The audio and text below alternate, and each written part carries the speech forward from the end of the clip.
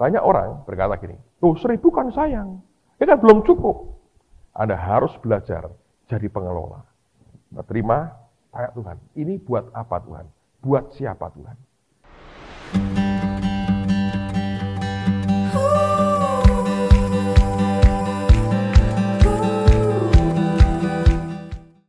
Kalau Anda seperti itu, engkau akan makin dipercayai oleh Tuhan. Percaya. Tapi kalau Anda berkata, ini buat saya lah, ini buat saya, ini milik saya, dan berkata, kamu masih terikat dengan harta. Engkau belum bisa dipercayai. Nah, mari kita berkembang seperti anugerah dan level imanmu. Ya, saya ceritakan kepada Anda itu filosofinya, kebenarannya. Base-nya adalah Anda dan saya hanya pengelola, bukan pemilik harta yang ada pada kita. Amen. Saya pernah saksi pada saudara, ketika istri saya mimpi diberi orang BMW, saya tanya, ini Mazdaku ini familia buat apa ini? Langsung gambar Pak Sugiarto yang sekarang ngelola Rema itu muncul di depan saya. Beliau masih di Jakarta waktu itu. Keluar. Ada Pak Sugiarto di sini? Ini Sugiarto lain, Sugiarto TSOA, itu Sugiarto Rema. Muncul di depan saya. Dan waktu itu saya berkata, ngerti aku. Kasihkan dia aja. Istriku sejahtera. Begitu datang barangnya, saya bilang, ambil mobilnya. Dari Jakarta naik kereta dia ambil mobilnya. Satu hari kami ke Jakarta, saudara. Pas Pak Sugiarto sedang persiapan akan pindah ke Semarang waktu itu. Saya pergi ke Jakarta dengan Pak Mulyadi. Ingat tuh, itu mobil saya beli dari Pak Mulyadi. Habis Pak Mulyadi saya pakai, saya berikan ke Pak Sugiarto. Satu hari kami pergi sama-sama. Kami naik mobil itu. Jadi 3 bekas pemiliknya reuni bareng-bareng, duduk di mobil yang sama. Kami ketawa, saya berkata, mobil ini menyatukan kita. Ini gara-gara mobil, Pak Mul pindah Semarang, Pak Sugi pindah Semarang, saudara. Dan mobilnya di Semarang. Tapi terakhir ya, tapi ini anak Tuhan, hamba Tuhan, ini luar biasa. Saya bilang, mobilku aku mau jual. Aku mau pakai untuk bangun gereja, saya mau jual. Karena mau beli, mobil saya beli. Serius, saya mau jual mobil saya. Saya bilang, tak tambahin uang, saya mau masukkan untuk pekerjaan Tuhan, beli tanah gereja. Langsung dia berkata, Pak, kalau mobil jalan, malam BMW jalan, Mazdanya ikut jalan. Karena ini tidak mungkin dipisahkan. Mobil dijual untuk tanah gereja, Mazda ikut. Dia berkata begitu.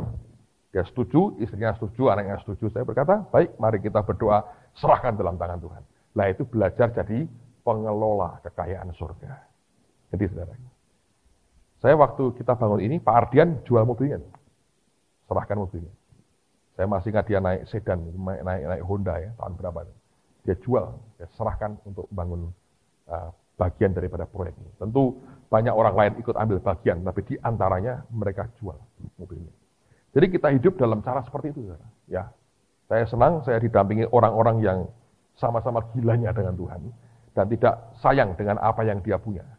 Dan itu merupakan anugerah yang luar biasa. Jadi pengelola. Jangan ingin memiliki semuanya sendiri. Nah, lihat sekarang saya buktikan ya.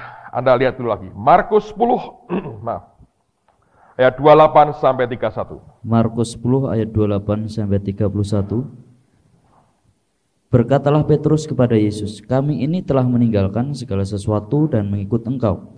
Jawab Yesus, aku berkata kepadamu, sesungguhnya setiap orang yang karena aku dan karena Injil meninggalkan rumahnya, saudaranya laki-laki atau saudaranya perempuan, ibunya atau bapaknya, anak-anaknya atau ladangnya, orang itu sekarang pada masa ini juga akan menerima kembali 100 kali lipat rumah, saudara laki-laki, saudara perempuan, ibu, anak, dan ladang, sekalipun disertai berbagai penganiayaan, dan pada zaman yang akan datang ia akan menerima hidup yang kekal. Tetapi banyak orang yang terdahulu akan menjadi terkemudi terakhir, dan yang terakhir menjadi yang terdahulu. Nah, saya pernah diskusi dengan seorang teman.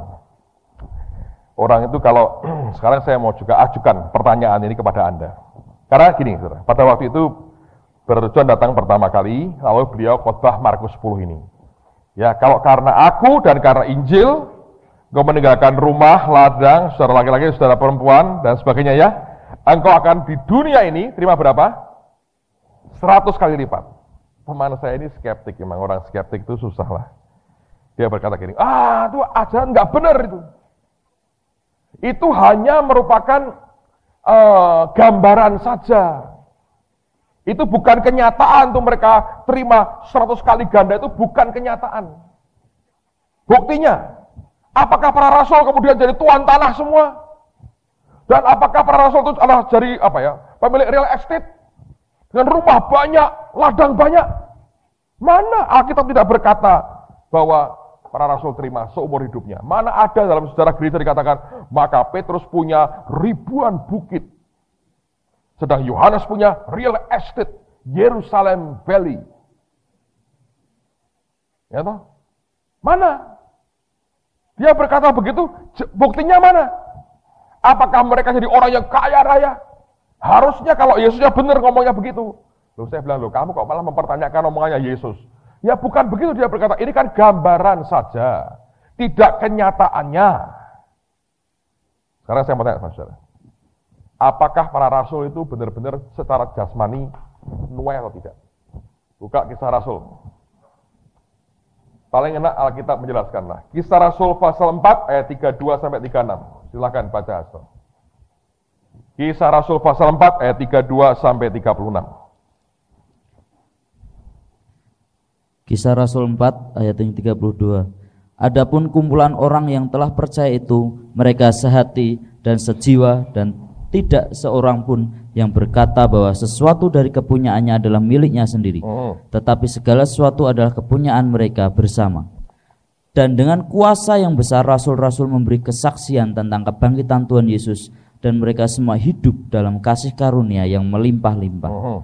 Sebab tidak ada seorang pun yang berkekurangan di antara mereka, karena semua orang yang mempunyai tanah atau rumah menjual kepunyaannya itu, dan hasil penjualan itu mereka bawa dan mereka letakkan di depan kaki rasul-rasul, lalu dibagi-bagikan kepada setiap orang sesuai dengan keperluannya. Demikian pula dengan Yusuf yang oleh rasul-rasul disebut Barnabas, artinya anak penghiburan, seorang Lewi dari Siprus. Ia menjual ladang miliknya, lalu membawa uangnya itu dan meletakkannya di depan kaki rasul-rasul. Amen. Jadi mereka nuai enggak?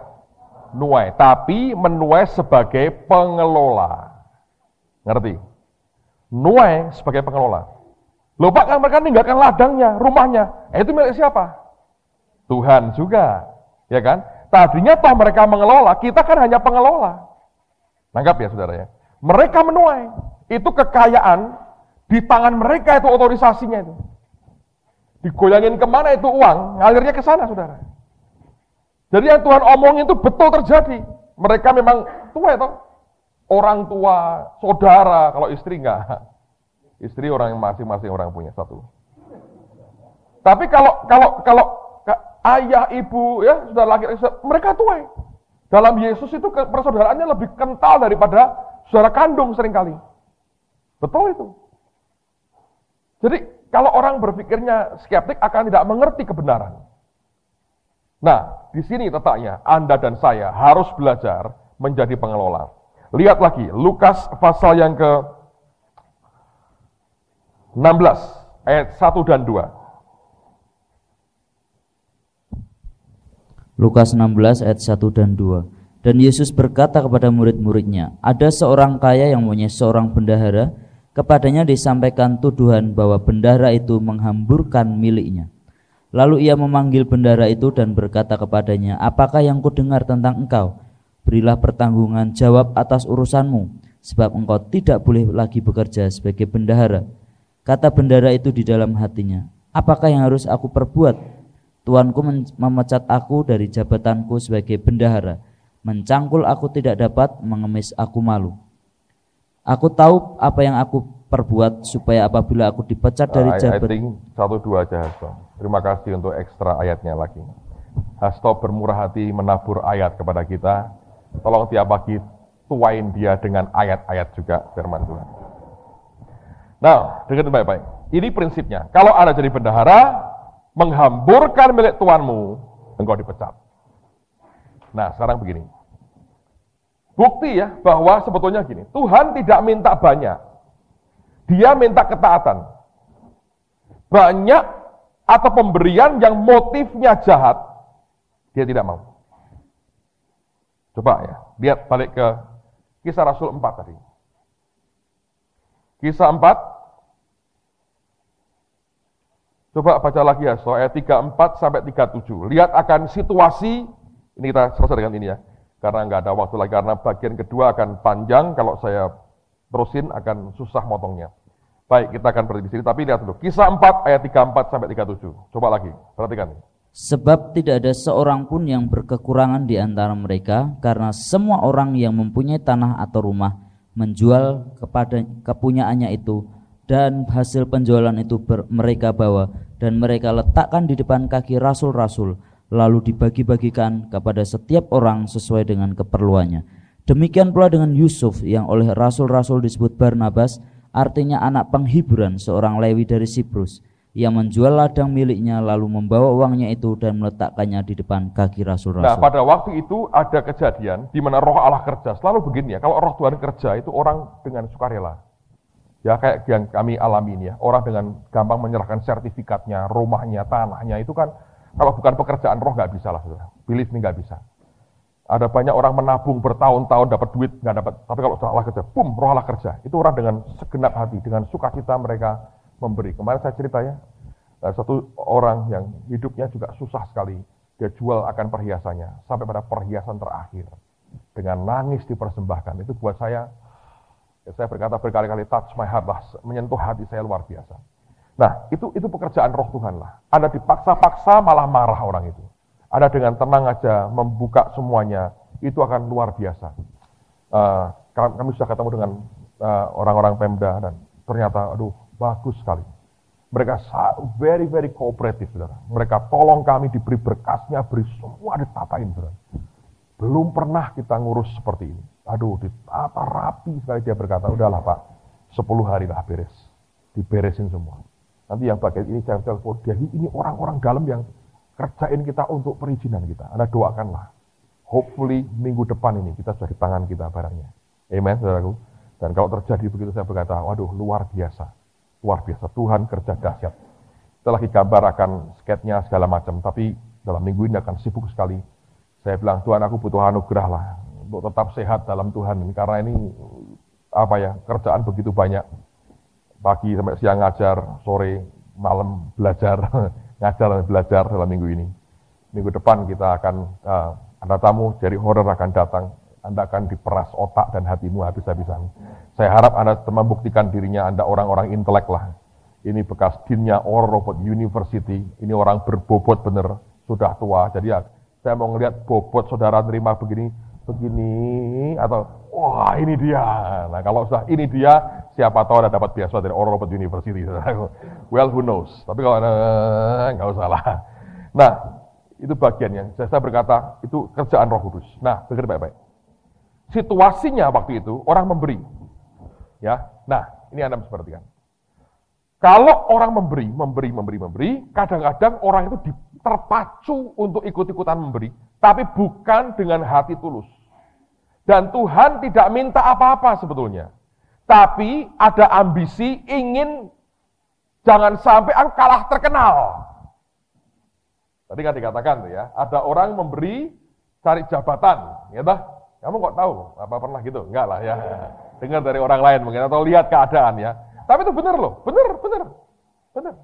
Ya, tapi itu juga alkitabiah. Hadiah itu membuat Anda dekat dengan raja-raja. Nah, dengerin baik-baik. Sekarang, ketika semua memberi, ya, ada orang-orang yang mulai resah rupanya. Siapa itu? Ananias dan Safira. Coba baca pasal 5. Lihat ya, ayat yang pertama sampai 11 lah, supaya Anda tahu konteksnya. Tapi dengerin, sebelum dibacakan, ada satu kata yang hilang dalam bahasa Indonesia.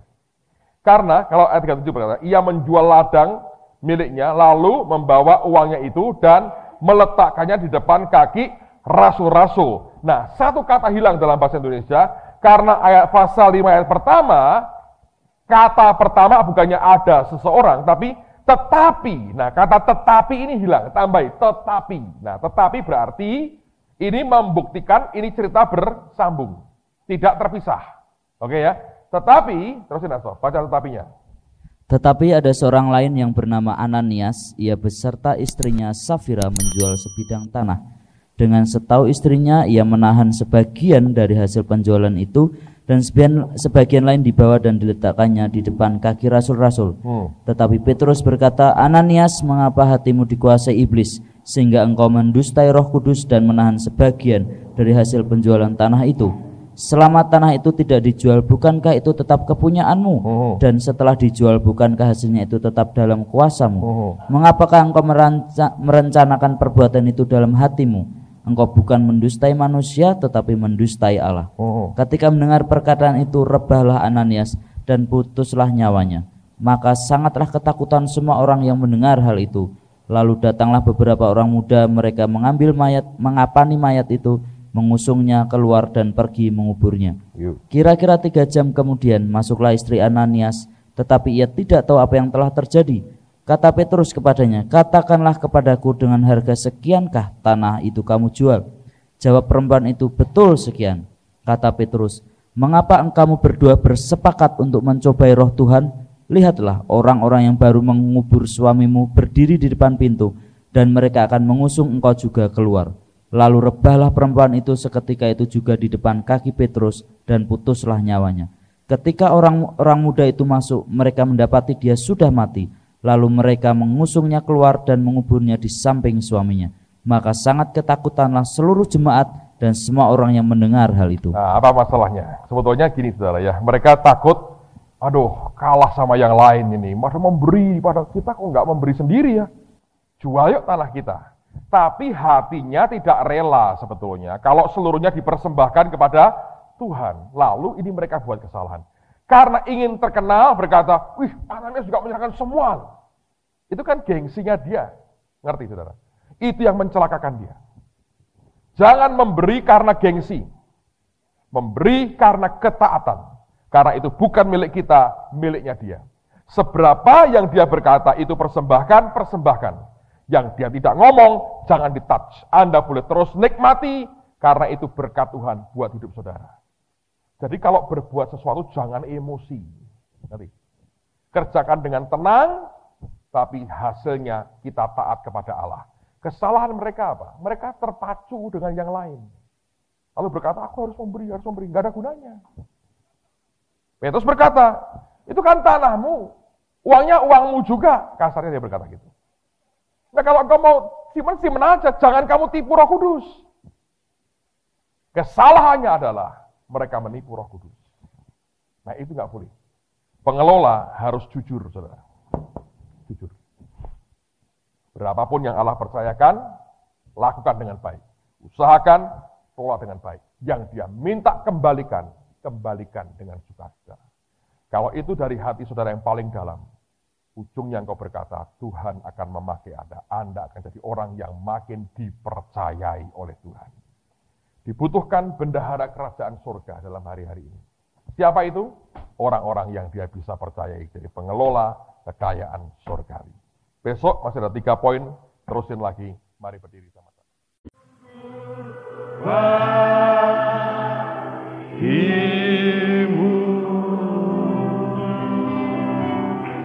Ya Tuhan, terima kasih. Terima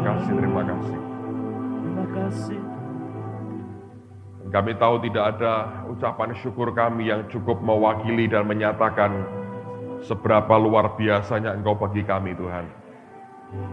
Karena sungguh kami punya Allah yang setia, Tuhan yang maha baik, Tuhan yang penuh kesabaran dengan anak-anaknya. Dan pagi ini kami juga ingin berikan sepanjang hari ini dalam tangan kasih karunia-Mu. Engkau ajar kami, Engkau didik kami, Engkau bekali kami, Tuhan. Ubah cara berpikir kami, ubah semuanya, supaya kami boleh berkenan di hadapan-Mu. Terima kasih Bapa. Di dalam nama Tuhan Yesus berikan roh hikmat, wahyu dan pengertian. Karena hanya dengan ini kami akan sanggup memahami akan perkataan-Mu. Di dalam nama Tuhan Yesus. Dan semua kita berkata, amin. Silakan duduk saudara. Oke, kita akan teruskan apa yang kita sudah pelajari kemarin. Kemarin kita sudah bahas bahwa Tuhan bicara pertama tentang bagaimana menjadi seorang hamba yang baik, yaitu dia harus menjadi seorang pengelola yang baik dari kekayaan surgawi. Ingat bahwa apa yang ada pada kita itu bukan milik kita, tapi kita hanya diberikan tugas untuk mengusahakan dan memeliharanya. Seperti ketika Tuhan katakan kepada Adam dan Hawa di Taman Eden. Ini bukan perintah atau mandat untuk memiliki, tetapi sebetulnya kita hanya sebagai pengelola dari apa yang Tuhan punya. Nah, pengelola itu akan sangat berkenan ketika yang empunya meminta apapun, kita mengiyakan. Ingat, kita bukan yang punya. Kita hanya sebatas mengelola. Nah, ada bagian yang Tuhan izinkan kita menikmatinya, Anda nikmati. Bagian yang Dia berkata, kembalikan kepadaku, kembalikan kepadanya. Jelas ya, saudara ya? Jadi kalau Anda ingin berkenan, siap sedia, jadilah pengelola dari apapun yang Tuhan percayakan kepada kita. Nah, terus terang, ada banyak orang, bukan hanya harta lah, kadang-kadang posisi, ya, kedudukan, pengaruh, atau popularitas itu bahkan dianggap sebagai milik pribadinya. Itu menimbulkan kekacauan. Saya belajar kalau seorang gembala misalnya menganggap gereja itu adalah milik pribadinya, itu awal kekacauan. Kalau Anda perhatikan nanti akan muncul suatu family system di dalamnya. Akan muncul dinasti. Nah, di situ akan mengkebiri akan orang-orang yang berpotensi dari pemimpin karena sekedar dia bukan anggota big family kami. Nah, itu merupakan hal yang buruk sekali. Dan di mana-mana saya perhatikan terjadi seperti itu, oleh karena cara pengaturan dalam keuangannya tidak beres, didasari oleh karena apa? Pemahamannya, understanding-nya tidak beres juga. Ya, saya perhatikan, saya ngomong terus terang di banyak tempat bahwa kalau saya ngomong dengan para gembala, saya berkata kepada mereka, kalau kita ingin murni dengan Tuhan, pisahkan diri kita dari keterlibatan langsung dengan memegang keuangan gereja. Pisahkan. Ada beberapa sistem, tanpa saya mencoba menyebut nama, tapi di mana-mana orang buat ya, ada sistem yang sebetulnya membuat si pendeta ini punya akses yang pribadi dalam pengertian begini. Seringkali uang itu masuk ke dia tanpa ada orang ngerti ini berapa sebetulnya, ya. Terutama kalau itu perpuluhan. Katanya dia berkata bahwa Lewi berhak terima perpuluhan. Saya berkata saya setuju itu. Tetapi mengingat bahaya dosa dan kedagingan kita. Dan yang kedua, uang itu sangat peka sekali. Kenapa enggak dibuat sistem yang bisa membuat kita tetap menikmati berkat Tuhan sebagaimana yang Tuhan percayakan, tetapi jangan memberi peluang kepada orang untuk menghantam kita akan hal-hal yang tidak perlu. Ya kan? Kalau kita perhatikan kan sekarang ini banyak orang kan, ya kalau orang memberi perpuluhan ke gereja, misalnya masuk ke gembala ya, gembala ya sudah inilah hak saya. Kamu nggak usah ngerti berapa ini jumlahnya. Itu akan create problem, saudara. Karena orang bertanya sebetulnya. Nah, beberapa gembala bahkan berkata, loh ini nggak cukup loh, ini saya masih nombokin sendiri. Ternyata betul, dia tidak ambil uang, dia nombokin sendiri. Tetapi karena ketertutupan seperti itu, ya nggak ada sistem yang cukup baik. Akibatnya apa? Orang bertanya sebetulnya, ini uangnya dikemanain gitu. Nah, itu sudah merupakan benih yang sangat tidak baik dalam kehidupan bergereja. Nah, saya mendorong kalau Anda bukan pendeta, jangan ikut-ikutan bertanya-tanya seperti itu. Tidak ada untungnya juga buat saudara. Ngerti ya? Sekali Anda memberikan persembahan, lepas dari tanganmu, selesai urusannya. Jangan dikejar, ini kemana larinya uang. Itu salah di depan Tuhan. Hatimu belum rela melepaskannya. Pak, dikorupsi Pak oleh pendeta saya. Misalnya, biarkan urusan dia dengan Tuhan. Urusanmu selesai, waktu engkau taat memberikan, that's it, selesai. Tapi kalau Anda pegang jemaat, Anda bendahara atau pendeta atau apapun, saya menganjurkan sebetulnya, sebaiknya jangan berikan peluang kepada setan untuk mempertanyakan kita akan integritas kita soal keuangan kita. Kalau hamba Tuhan mulai dipertanyakan integritasnya soal uang, jeleknya luar biasa. Ini bagian yang sangat-sangat sensitif dalam gereja, bicara soal keuangan. Saya belajar dari sejak awal, ketika gereja masih kecil sekali, dan ketika bahkan saya beberapa tahun pertama tidak terima 1 rupiah pun dari gereja, karena nggak ada mau terima apa. Saya berkata begini, dari awal mari kita tata, bahwa semua hamba Tuhan di gereja ini terima gaji. Perpuluhan seperti apapun, masuk di kantong kolektor, masukkan ke bendahara. Terus dibuat sistem. Ya. Kalau Tuhan izinkan nanti kelak sesekali saya akan minta beberapa orang yang teman-teman yang ngurus di dalam itu untuk cerita dengan saudara, akan jadi input baik lah. Tapi ingat loh ya, kalau saya ceritakan begini, bukan sebagai bahan Anda ngantemin orang lain. Ngerti? Seringkali cara respon kita nggak dewasa. Kita berkata, nah ini bagus nih, kita jelek, di-compare. Anda menciptakan masalah. Ya, saya berikan ini supaya kelak kalau saudara diberi kepercayaan oleh Tuhan, saudara bisa buat yang lebih baik. Tangkap ya. Tapi bukan untuk mengkritik orang lain. Nah, saya belajar dari pengalaman bahwa kalau tidak dengan cara terbuka seperti itu, akan berat. Pak, kalau digajikan sedikit, siapa bilang? Ya tergantung dong keadaan keuangan. Kalau memang memungkinkan, ya baguslah kita beri secara baik. Supaya orang itu gini ya, kerja buat Tuhan itu mereka bisa segenap hati. Nah kebanyakan kita juga punya pola gereja juga salah. Kalau saya bilang pelayanan itu kalau memberi sekedarnya. Sedikit sekali dan terimalah dengan senang hati. Gitu, kayak sekolah minggu kita ngajarinya. Dengan Tuhan begitu, dengan full timernya begitu. Nggak diperhatiin. Jadi saya berkata ini ada sisi bagian yang Anda mesti perhatikan. Tapi intinya begini, anyway. Anda dan saya hanyalah pengelola. Ya, bukan pemilik daripada kekayaan yang hari ini ada pada kita. Kita hanya mengelola yang menjadi miliknya Tuhan. Itu bagian pertama.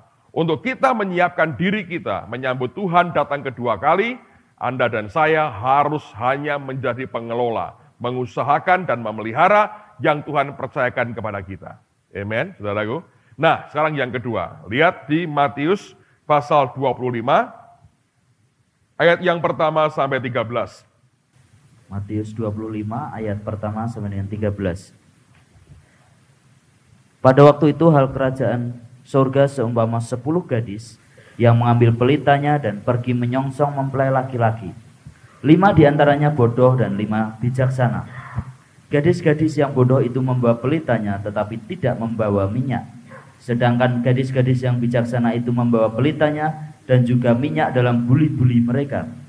Tetapi karena mempelai itu lama tidak datang-datang juga, mengantuklah mereka semua lalu tertidur. Waktu tengah malam terdengarlah suara orang berseru, "Mempelai datang, songsonglah dia." Gadis-gadis itu pun bangun semuanya lalu membereskan pelita mereka. Gadis-gadis yang bodoh berkata kepada gadis-gadis yang bijaksana, "Berikanlah kami sedikit dari minyakmu itu, sebab pelita kami hampir padam." Tetapi jawab gadis-gadis yang bijaksana itu, "Tidak. Nanti tidak cukup untuk kami dan untuk kamu. Lebih baik kamu pergi kepada penjual minyak dan beli di situ." Akan tetapi waktu mereka sedang pergi untuk membelinya, datanglah mempelai itu dan mereka yang telah siap sedia masuk bersama-sama dengan dia ke ruang perjamuan kawin, lalu pintu ditutup.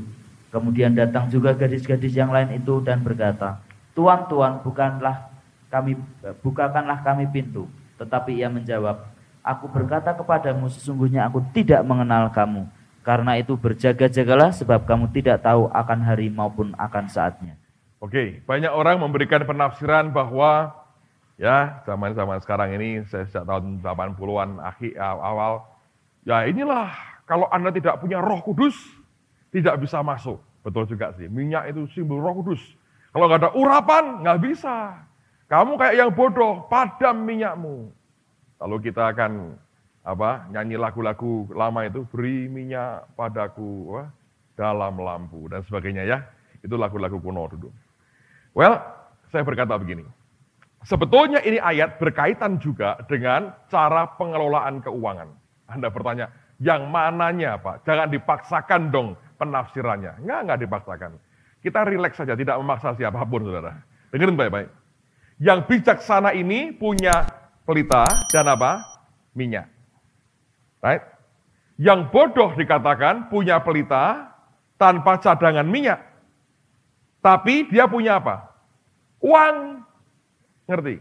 Yang bijaksana, dia siapkan pelita, uangnya dia pakai untuk beli minyak cadangan.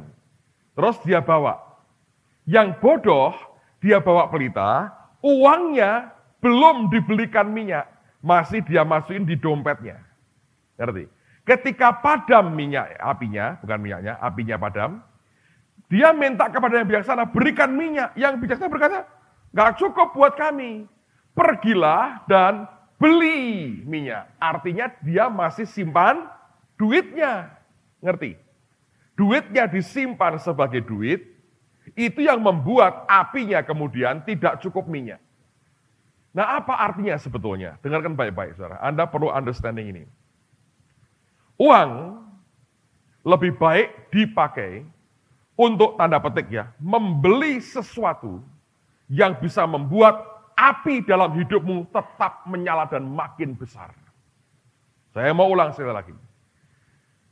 Perumpamaan ini juga mengatakan, dalam kehidupan kita, Anda semestinya menggunakan uang untuk, tanda petik ya, membeli sesuatu yang rohani, yang membuat pelita atau api dalam hidupmu tetap menyala. Jangan kita pakai uang, simpan uang untuk uang. Ngerti? Nah, ini saya ingat begini. Orang Asia, terutama Chinese ya, dengan orang Barat itu punya filosofi hidup yang berbeda. Kalau orang Barat, dia kerja untuk kenikmatan. Pokoknya dia kerja untuk kenikmatan. Ada istilah apa? Thank God it's Friday. Puji Tuhan, hari ini hari Jumat. Besoknya weekend. Terus Minggu, artinya libur. Gitu. Buat mereka, thank God it's Friday. Makanya ada restoran di mana-mana itu, TGIF atau apa ya. Thank God it's Friday. Terima kasih Tuhan, ini Jumat. Artinya besok libur. Buat mereka liburan itu hal besar. Kalau mereka punya uang, mereka tabung. Untuk apa? Liburan. Holiday. Buat mereka itu hal besar. Liburan. Wah, holiday itu penting buat mereka. Lalu mereka akan kredit apa kapal pesiar lah, segala macam untuk bisa menikmati apa? Liburan. Itu filosofi mereka. Mereka kerja supaya bisa menikmati hidup. Kalau orang Timur, terutama orang Chinese tidak. Mereka kerja supaya apa? Punya uang. Ngerti? Kegembiraan mereka itu bukan ketika liburan ke Amerika, ke Singapura. Mereka bilang nggak mau itu, ngabisin duit. Tapi kalau mereka nikmat, ketika lihat di buku tabungan mereka, nolnya tambah panjang, mereka berkata, ini dia liburan saya. Tidak usah dikasih apa-apa. Di WC pun dia lihatin buku tabungannya, nambah 4 lagi nolnya. Nah ini dia hidup untuk ini. Untuk 7 turunan tidak habis, tapi belum kawin juga. Jadi siapa yang makan? Gak ada, saudara. Jadi kalau orang Chinese kerja untuk apa? Cari uang. Nanti ya setelah tua, uangnya dipakai untuk membeli lagi kesehatannya. Ya toh, terlalu banyak kerja kan teler. Rontok semua organ tubuhnya, ke Singapura, ke Amerika dibedah, hilang lagi duitnya. Jadi begitu. Kalau kepercayaan lain, sudah mati, kirimin duitan. Ya, senang tak gitu. Banyak itu membuat polusi, tapi senang juga, pokoknya kirimin duit, dia biar senang di sana. Tapi itulah kenyataannya. Filosofinya memang begitu. Dia cari uang. Ya. Nah orang Kristen Pak, orang Kristen itu diberi 2 pilihan, bahkan 3 kata Alkitab. Ada yang memiliki, tapi ada yang menikmati. Ya toh? Yang paling bagus apa? Dua-duanya. Memiliki dan menikmati. Kalau Anda hanya memiliki, seperti orang buta, punya televisi 300 inch, yang nonton pembantu dan sopirnya. Atau orang lumpuh punya kolam renang, yang berenang pembantunya. Dia hanya memiliki, bayar pajaknya, tapi tidak menikmati. Nah kalau orang menikmati, saudara, tidak usah mempunyai, tapi dia nikmati. Baru mau ke School of X, ada temannya naik baby Benz lewat. Ikut. Dia nggak perlu bayar. Mau pulang ngantri bus, Rolls Royce lewat, ikut pulang, ikut. Tiap hari begitu 30 tahun kan menikmati, saudaraku. Iya kan, contoh ekstrimnya. Ada orang bangun rumah, mewah sekali, tiba-tiba pengen pindah ke Australia, dia berkata, mau nggak kamu pakai, nggak usah bayar deh, 30 tahun kamu pakai di sini aja. Dia nggak usah bayar apa-apa, dia menikmati.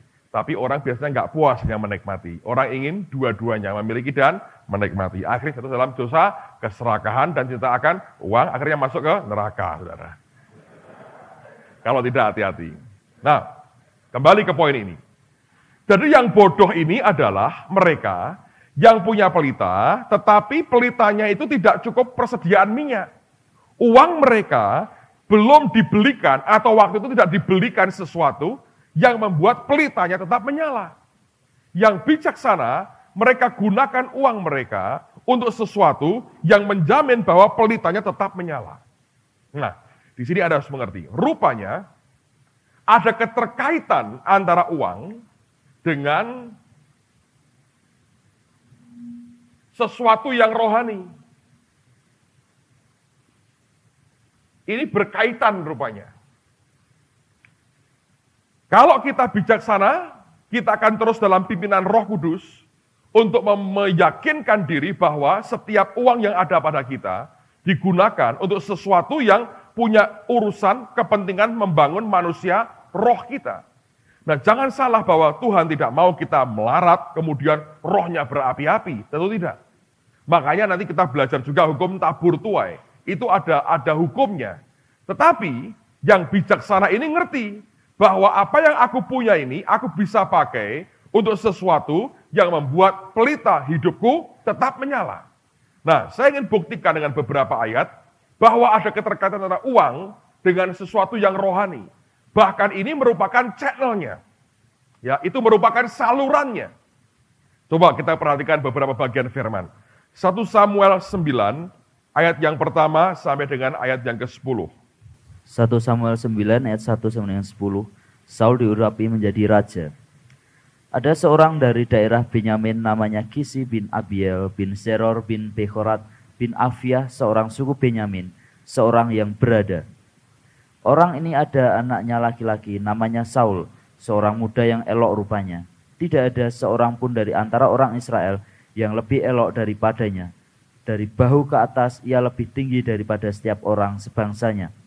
Kisi ayah Saul itu kehilangan keledai betinanya. Sebab itu berkatalah Kisi kepada Saul anaknya, ambillah salah seorang bujang, bersiaplah dan pergilah mencari keledai-keledai itu. Lalu mereka berjalan melalui pegunungan Efraim.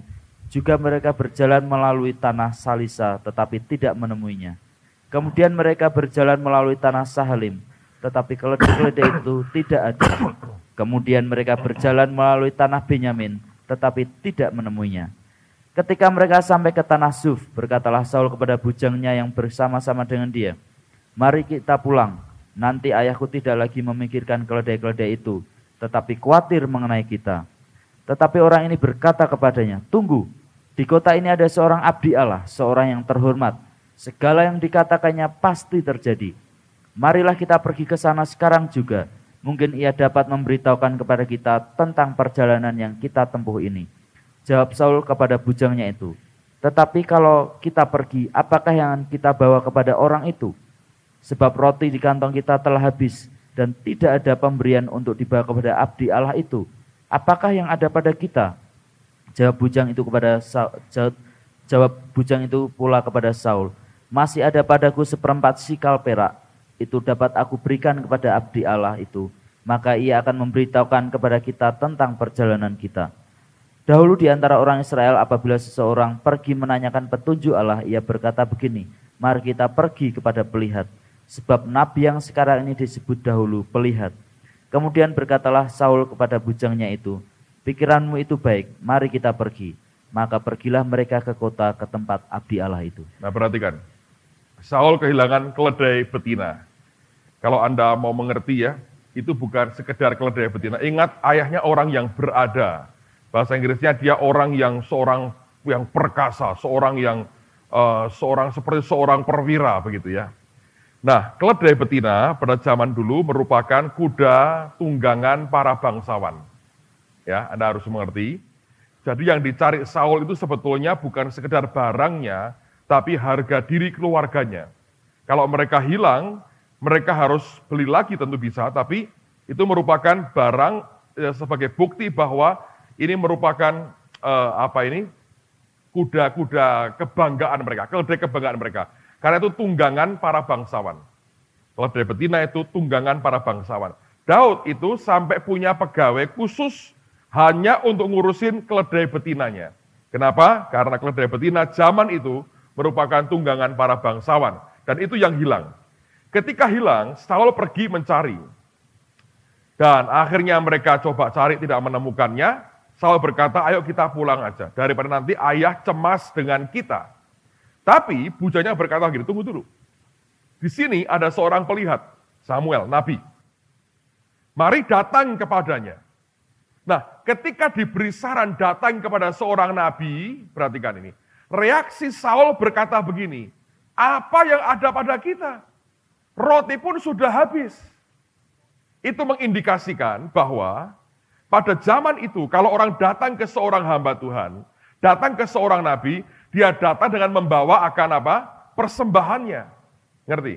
Bukan datang dengan tangan kosong, tapi datang dengan pemberian. Karena itulah dia bertanya, apa yang kita bisa bawa sehingga kita pergi kepadanya?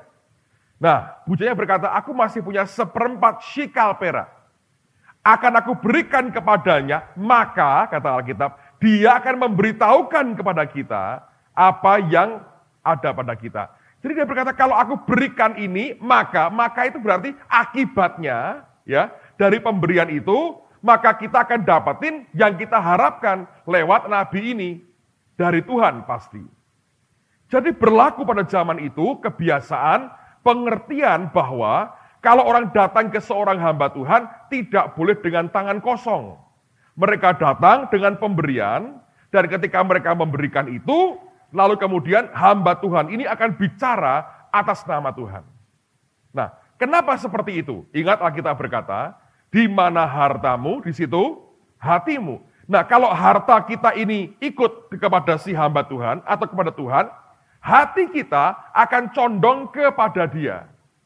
Nah, kalau hati kita condong ke Tuhan, dengan gampang Tuhan akan mengalirkan bagian yang dibutuhkan oleh anak-anaknya. Nangkap ya saudara? Dalam konteks perjanjian lama, kalau Anda baca, ini berlaku prinsip seperti ini. Mereka yang datang ke seorang nabi, dia datang tidak dengan tangan kosong, dengan pemberian. Pemberiannya menunjukkan hatinya ada kepada orang itu dan kepada Tuhan. Karena hatinya terbuka, Tuhan bisa kerja. Nangkap ya?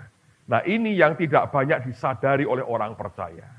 Kita sukanya gratis, gratis, gratis. Dan saya berkata kepada saudara, tidak menolong sama sekali. Semua yang Anda dapatkan dengan gampang, Anda buang dengan gampang. Yang Anda dapatkan dengan susah payah, akan Anda berkata, ini precious, ini berharga, bernilai buat kehidupan saya. Amen? Ini contoh pertama. Contoh kedua, tunjukkan lagi ya, ini contoh dari raja kafir. 2 Raja-Raja 8, ayat 7-10. Perhatikan, ini cerita menarik sekali. 2 Raja-Raja 8, ayat 7 sampai dengan ayat yang ke-10. 2 Raja-Raja 8, ayat 7 sampai dengan 10.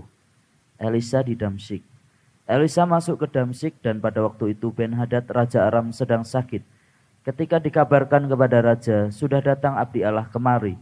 Berkatalah ia kepada Hazael, ambillah persembahan, pergilah menyongsong abdi Allah itu, dan mintalah petunjuk Tuhan dengan perantaraannya, sembuhkah aku dari penyakit ini. Lalu pergilah Hazael menyongsong dia, diambilnyalah persembahan berupa segala barang yang indah-indah dari Damsyik. Sebanyak muatan 40 ekor unta. Berapa saudara?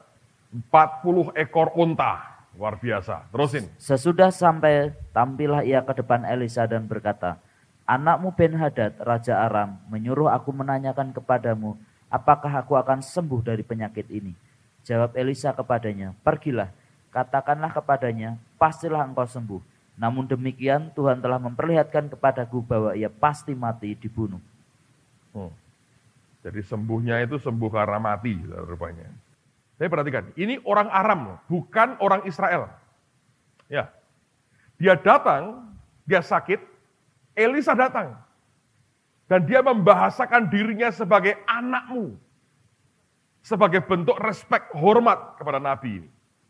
Lalu kemudian dia berkata, ambillah persembahan, berikan ke hamba Tuhan itu, dan tanya kepadanya, apakah aku akan sembuh. Dibawakan barang yang indah-indah, sebanyak 40 muatan berapa? 40 ekor onta. Itu jumlah yang gede sekali, saudara. Raja kafir pun ngerti, datang ke seorang nabi Tuhan, jangan dengan tangan kosong. Nah, ini bagian yang tidak dimengerti oleh orang hari ini. Orang Kristen itu semaunya lah sekarang ini. Wah, merdeka kita dalam Yesus. Tetapi kita kehilangan akan satu poin penting. Bahwa seringkali, dan Alkitab mengatakan, harta atau uang itu channel untuk satu saluran rohani. Dalam perjanjian lama diberikan gambaran utuh. Bahwa seseorang datang kepada nabinya, dia mesti bawa sesuatu. Bukan dengan tangan kosong. Luar biasa. Nah, ini coba Anda renungkan dulu. Saya akan berikan beberapa ayat lagi, lalu saya akan berikan beberapa contoh kenyataan yang ada. Coba lihat sekarang di Filipi pasal yang pertama, ayat yang ke-7. Filipi pertama ayat 7. Memang sudahlah sepatutnya aku berpikir demikian akan kamu semua, sebab kamu ada di dalam hatiku, oleh karena kamu semua turut mendapat bagian dalam kasih karunia yang diberikan kepadaku, baik pada waktu aku dipenjarakan maupun pada waktu aku membela dan meneguhkan berita Injil. Perhatikan ya, dia berkata, kamu turut mendapat bagian dalam kasih karuniaku. Artinya begini, yang Paulus nikmati, kasih karunia yang Paulus nikmati, dinikmati juga oleh jemaat di Filipi. Nah, kalau Anda perhatikan, tidak ada jemaat lain yang dia katakan bahwa kamu turut ambil bagian dalam kasih karunia yang ada padaku. Kenapa orang Filipi ini spesial? Itu rahasianya ada di pasal yang keempat. Lihat ayat 15 sampai dengan ayat yang ke-19. Filipi 4 ayat 15 sampai dengan 19. Kamu sendiri tahu juga, hai orang-orang Filipi, pada waktu aku baru mulai mengabarkan Injil ketika aku berangkat dari Makedonia, tidak ada satu jemaat pun yang mengadakan perhitungan hutang dan piutang dengan aku selain daripada bukan hutang kamu. piutang, betul, tapi giving and receiving, memberi dan menerima. Terusin, Saudara. Karena di Tesalonika pun kamu telah 1-2 kali mengirimkan bantuan kepadaku, tetapi yang aku utamakan bukanlah pemberian itu, melainkan buahnya yang makin memperbesar keuntunganmu. Kini aku telah menerima semua yang perlu daripadamu, malahan lebih daripada itu. Aku berkelimpahan karena aku telah menerima kirimanmu dari Epafroditus, suatu persembahan yang harum, suatu korban yang disukai dan yang berkenan kepada Allah. Allahku akan memenuhi segala keperluanmu menurut kekayaan dan kemuliaannya dalam Kristus Yesus. Perhatikan, saudara. Hanya jemaat Filipi yang tahu soal giving and receiving, oleh karena mereka yang terus ambil bagian, membantu Paulus dalam pelayanan pengabaran Injil, karena itulah Paulus berkata, kamu turut ambil bagian dalam kasih karunia yang ada padaku.